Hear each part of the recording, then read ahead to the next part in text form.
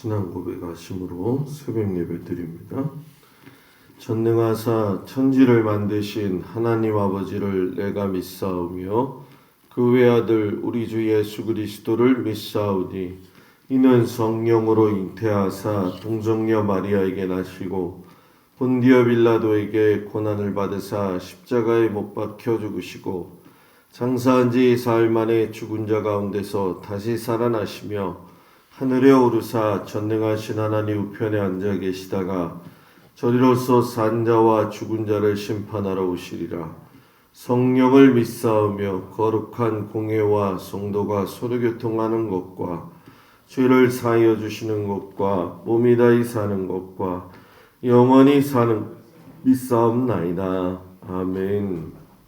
420장 찬양합니다.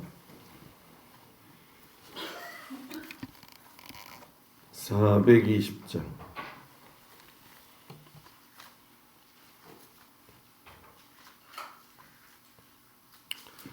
너 성결케 위에 늘 기도하며 너 주 안에 있어 늘 성경 보고 온 형제들 함께 늘 사귀면서 일하기 전마다 너 기도하라. 너 성결케 위에 내 머리 숙여 저 은밀히 계신 내 주께 빌라. 주 사귀어 살면 주 닮으리니 널 보는 이마다 주 생각하리. 너 성결케 위에 주 따라가고 일 다급하여도 당황치 말고 참 즐거울 때나 또 슬플 때나 너 주님만 믿고 늘 따라가라. 너 성결케 위에 늘 기도하며 내 소원을 주께 다 맡기어라. 너 성령을 받아 주 섬겨 살며 저 천국에 가서 더 잘 섬기리. 아멘. 하나님 말씀은 사무엘상 15장 16장 말씀이 되어지는데요.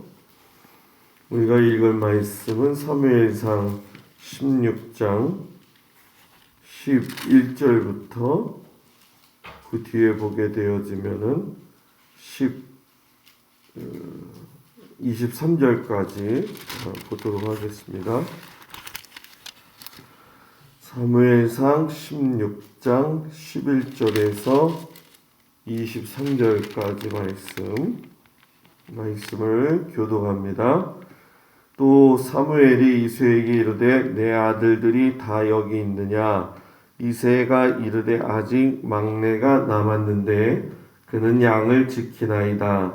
사무엘이 이새에게 이르되 사람을 보내어 그를 데려오라. 그가 여기까지는 우리가 식사 자리에 앉지 아니하겠노라.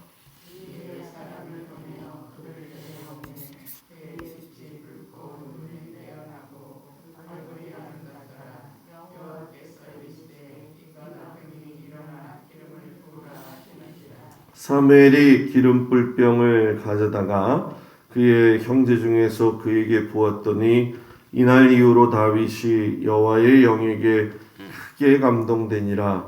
사무엘이 떠나서 라마로 가니라.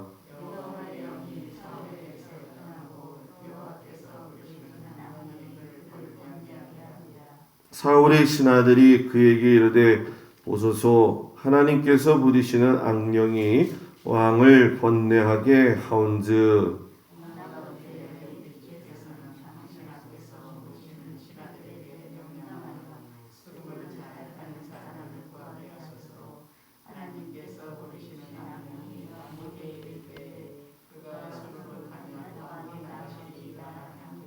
사울이 신하에게 이르되 나를 위하여 잘 타는 사람을 구하여 내게로 데려오라 하니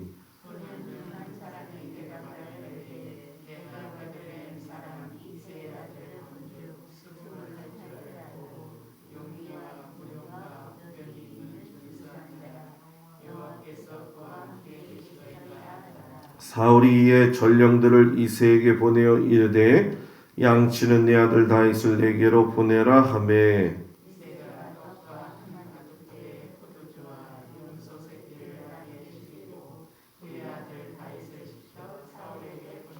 다윗이 사울에게 이르러 그 앞에 모셔 서매 사울이 그를 크게 사랑하여 자기의 무기를 드는 자로 삼고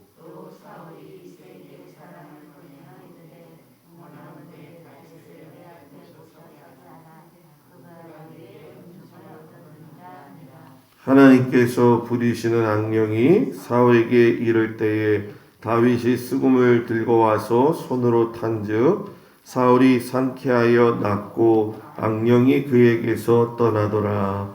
아멘.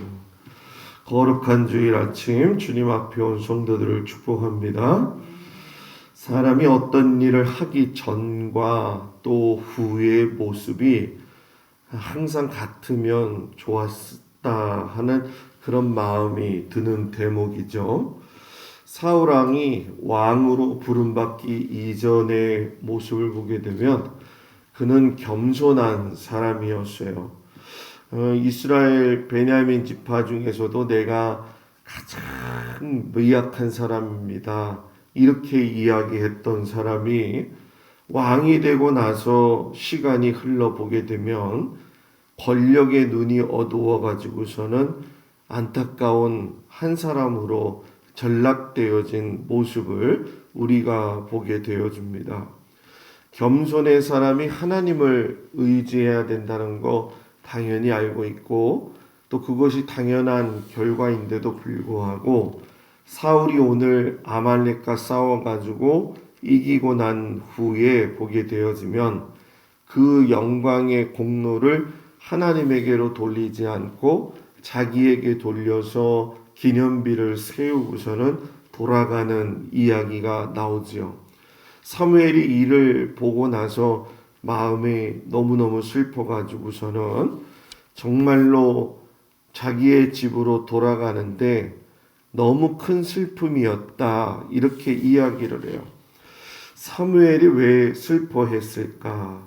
그것은 바로 그 시대가 하나님을 잃어버렸기 때문에 슬퍼했던 것이고 자기가 사울 왕에게 기름을 부어 왕으로 만들었는데 사울이 너무 많이 변한 것을 알게 된 거예요. 그러니까 그 슬픔이 너무 커가지고 또 그 마음속에서 슬퍼했구나 하는 것을 우리가 보게 되어지죠. 그런데 그때 하나님이 뭐라고 하시느냐 사무엘에게 야, 너 언제까지 슬퍼할 거냐 이 말씀을 하시고 나서 하나님이 준비하신 다윗이라고 하는 사람을 오늘 말씀 속에 세워가지고서는 기름을 붓는 이야기가 오늘 말씀의 시작이 되어집니다. 성경을 보시게 되면 알겠지만은 아말렉 족속이 또 등장을 해요. 잊을만 하면은 나타나는 이 아말렉 족속. 아말렉 족속을 왜 하나님이 이렇게 싫어하셨을까? 실상 하나님이 이스라엘 백성들에게 제사장 나라법을 주셨을 적에는 제1 우선순위가 하나님 사랑이고 제2 우선순위가 이웃 사랑이잖아요. 그만큼 사람에게 잘 대해주고 잘 서로 섬기는 것이 하나님의 나라의 어떤 법의 기틀이었다라는 얘기예요. 그런데 이 아말렉이 출애굽해서 나올 때부터 이스라엘 백성들을 갖다가 여러분 뭐예요? 계속적으로 괴롭혔던 거 아마 기억을 하실 거예요. 특별히 뒤에 처져 가지고 힘들어하고 있었던 가장 약자들을 갖다가 무참히도 죽였던 사람인데 하나님이 이거를 아직도 기억하고 계신다는 거죠. 하나님이 기억하시는 게 참 믿음이 좋은 사람이 아니면 참 악한 사람을 기억을 하셔요. 여러분들은 어떤 걸로 기억되고 싶으세요? 그냥 목사님 혼자 하세요. 그런 얼굴인 것 같아요. 다 누구나 하나님한테 좋은 사람으로 기억되어지고 싶잖아요. 근데 사울도 실상 그랬어요. 그런데 어느샌가 모르게 사울도 하나님에게 그 존재가 굉장히 악한 사람으로 변했다는 거죠. 그걸 볼 적에 우리들의 믿음을 수시로 점검해야 되고 살펴보아야 될 이유가 바로 거기 있는 거죠. 하나님의 계획은 뭐였냐면은 500년이 지나고 난 이후에 이 아말렉을 완벽하게 처리하는 게 하나님의 소원이셨어요. 그래서 사무엘을 통해 가지고 사울에게 뭐라고 말씀하시냐면은 아말렉을 쳐가지고 모든 소유를 남김없이 진멸해라. 그래가지고 하나님이 과감하게 큰 명령을 허락하셨지요. 그런데 이 하나님께서 하셨던 이 사울에 주신 사명을 정말로 21만 명을 이끌고 나가서 크게 싸워요. 그리고 그 크게 싸움에서 사울이 이겼습니다. 정말 잘한 것 같죠?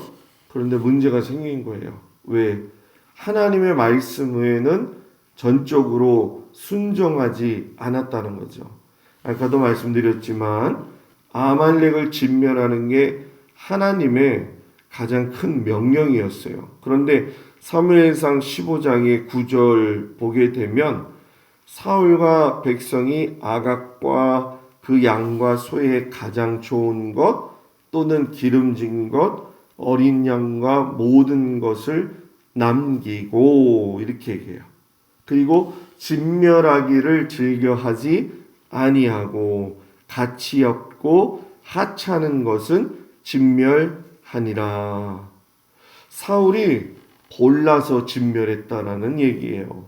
왜 그랬을까요? 이스라엘 영원한 왕 하나님을 두려워하기보다도 백성들에게 더 인기 얻는 것에 집중을 했기 때문에 그렇다는 거죠. 저 백성들한테 잘해야지만이 자기가 왕으로서의 권력을 유지할 수 있다라고 하는 착각을 하게 된 거죠. 그래서 그 이후에 보게 되면 사울 왕이 백성들을 향해서 뭐라고 이야기하냐면은 자기의 백성이라는 그 깊은 생각이 있어서 내 백성이다 이렇게 얘기를 해요. 여러분 생각해 보세요. 하나님이 세우셨어요. 하나님이 주셨어요. 자기의 왕도 하나님이시고 또 자기의 백성들의 모든 삶도 하나님이 주관하신다는 걸 알고 있음에도 불구하고 하나님의 백성이라고 부르지 않고 자기 백성이라고 이야기를 하기 시작했다는 거죠. 사람이 하나님께서 어떠한 말씀을 주실 때 특별히 성경의 모든 말씀은 다 그런 것 같지만 하나님의 말씀은 분명히 하나님께서 원하시는 삶의 스타일이 있어요. 우리들에게도 이건 오늘날 그대로 적용이 되어지는 거죠. 아말렉하고 싸우게 하고 나서 너희는 이렇게 해라 라고 규정을 분명히 주셨다라는 거예요. 그런데 오늘 사울이 보니까는 그렇게 하지 않는 거죠. 그래서 하나님이 사무엘에게 뭐라고 이야기하시냐면은 내가 사울을 왕으로 세운 것을 후회하노라. 하나님이 보실 때에 후회할 수밖에 없는 사람이 될 것이냐. 여기서 아주 적나라하게 나오죠. 사무엘이 이 말씀 때문에 너무 근심을 해가지고선 온 밤을 새워서 하나님께 부르짖었다라고 이야기하는데 항상 그렇지만 사울왕 자신은 정작 자신이 잘못됐다고 생각한 적이 한 번도 없는 것을 보게 되어지죠. 그저 변명하기에 급급한 그 모습을 보게 되죠. 하나님께서 우리에게 요구하시는 것 중에 한 가지는 죄나 삶의 어떤 영향력이 선하지 못할 적에 자신의 잘못을 인정하는 것을 원하신다는 거예요. 그런데 사울은 그렇게 하지 아니하고 자기의 죄를 시인하기는커녕 회개 없이 이스라엘 백성들의 눈치만 살폈고 또 더 나아가가지고 아말렉 전쟁과 싸워서 이겼다고 좋아가지고 자신을 위해서 기념비를 세워요. 그리고 나서 내 백성이라고 이야기하면서 회개하지 않는 그 모습을 딴 데다가 집중시키게 되어지죠. 본질을 파악했는데도 불구하고 본질을 받아들이지 아니하고 본질을 회피하는 이 사울의 모습을 보면서 하나님께서 내가 죄를 버려야지 하는 마음이 완전히 세워지는 그런 모습이 되어졌다라는 거죠. 그래서 사울이 사무엘의 겉옷자락을 붙잡을 때에 사무엘의 겉옷자락이 찢어지죠. 그래서 두 개로 되어지게 되는 모습을 보는데 성경에는 이렇게 사무엘의 옷자락을 붙잡음으로 해서 옷이 찢어져 가지고 나라의 권세가 이제 사울에게서 다윗으로 넘어갈 것을 이야기하고 계시죠. 그런데 성경에 보면 이런 일이 똑같이 또 있어요. 어디 있냐면 아이야 선지자가 솔로몬에게 와가지고서는 그 자기가 입었던 옷을 잡아가지고선 12조각으로 찢어냅니다. 그리고 나서 여로보암에게는 너는 10조각 가져라. 르호보암에게는 너는 2조각 가져라. 하면서 왕국이 분열될 것을 이미 말씀을 하고 계셨다라는 거죠. 근데 오늘 성경을 자세히 보게 되면은 사울이 참 악해졌다는 걸 어디서 볼 수가 있냐면은 사울을 갖다가 폐지하시기로 결정을 하신 하나님, 그리고 사무엘에 대한 그 인간적인 권력에 대한 욕심이 살인까지 불러 일으킬 정도로 많은 악한 마음을 가지고 있더라 하는 얘기죠. 하나님께서 내가 사울을 이제 버렸으니까는 누구한테 가라? 저 베들레헴에 살고 있는 이새라고 하는 사람한테 가서 그 아들 중에서 한 왕을 선출해라. 근데 사무엘이 그 뒤에 대답이 뭐라고 하냐면은 16장 2절에 나와 있는데 내가 어찌 갈 수 있습니까? 사울이 들으면 나를 뭐예요? 죽이리이다 라고 이야기를 해요. 여태까지 사무엘이 하나님의 말씀을 들었을 때에 예, 아멘 그랬었는데 오늘 말씀에서 보게 되면은 어떻게 그렇게 할 수 있습니까? 이런 얘기를 해요. 이거는 무슨 얘기였냐면은 사울이 사무엘을 눈동자처럼 지켜보고 있었다는 거예요. 벌써 이미 사울은 하나님께서 자기를 버리실 것을 알고 있었다는 거죠. 그래서 여차하면 사무엘의 행동을 살펴가지고 후임으로 세워지는 왕을 죽이기 위한 계획까지 세워 놓았다는 것이고 이것을 사무엘이 알고 있었기 때문에 쉽게 움직이지 못했다는 거죠. 그때 하나님이 지혜를 주셔서 뭐라고 이야기하시냐면 야 암송아지 끌고 제사 드리러 왔다고 해. 이 이야기를 하게 되죠. 그러니 참 사무엘도 이런 상황이 되어지고 하나님도 이런 것밖에 가르쳐 주실 수 없도록 사울이 완악해지고 악해진 그 모습을 보면서 얼마나 권력을 가지고 약한 사람들을 나쁘게 하고 휘둘렀는지를 우리가 간접적으로 느낄 수가 있죠. 이것을 하나님이 주신 힘이라고 이야기한다면 하나님이 주신 힘을 가지고 사람을 괴롭히고 또 사람을 어렵게 하는 데다가 사용하면 안 된다는 것을 우리에게 말씀하고 계시는 거죠. 하나님의 자녀로 부름받은 저와 여러분은 사람들을 축복하고 사람들에게 기쁨을 주라고 세워진 존재입니다. 항상 그렇지만 늘 여러분들이 하나님 안에서 나는 그런 존재로 부름받은 사람이야 라고 하는 걸 깨달아서 많은 사람들에게 근심이 되지 않고 기쁨을 줄 수가 있고 또 하나님께서 보시기에도 야, 쟤는 나의 모든 기쁨을 전해주는 사람이야 이렇게 인정받을 수 있는 저와 여러분이 되기를 주의 이름으로 축복을 드립니다. 베들레헴에 드디어 사무엘이 나타나게 되어지니까 장로들부터 해가지고 모든 사람들이 여러분 뭐예요? 떨기 시작하더라는 거죠. 사무엘상 16장 4절에 보면 사무엘이 베들레헴에 딱 이르렀는데 뭐라고 나오냐면 성읍 장로들이 떨며 이르되 평강을 위하여 오시나이까 이렇게 얘기를 해요.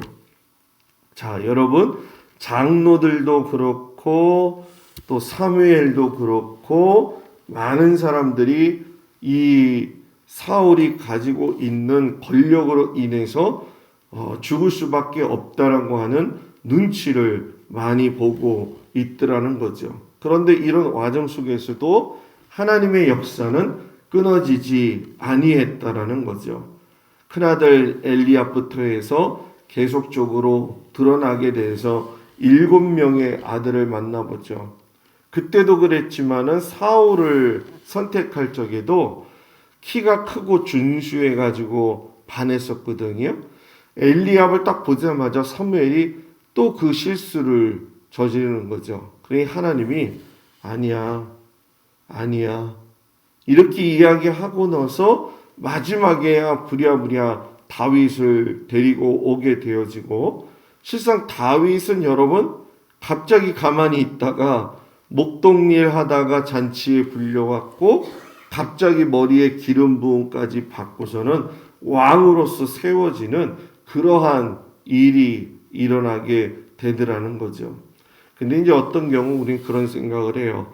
이 과정들을 보게 될 적에 야, 하나님이 그냥 다윗을 어느 날 한순간에 불러 일으켜 세우시는 것처럼 보이지만 실상 여러분 다윗은 지금 이렇게 등장하는 것이 초라해 보일지 모르겠지만은 성경의 열왕기 상하의 내용을 보면 다윗이 하는 일은 어마무시하게 큰 일들을 행하게 되어지잖아요. 그러니까 이 일은 무슨 얘기냐?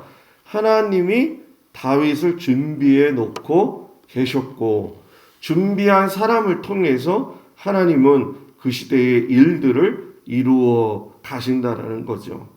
다윗은 정말 무료하기 짝이 없는 그러한 양치기 소년처럼 있었지만은 마치 골리앗을 우리가 다윗이 죽일 적에 어쩌다가 한번 물맷돌 던졌는데 이마에 정통으로 맞힌 것처럼 생각하지만 하나님이 힘주셔서 정확하게 맞춘 것도 있겠지만은 사람이기 때문에 그만큼 자기에게 주어진 일에 최선을 다하고 열심을 다해서 노력하고 준비했더라는 얘기죠.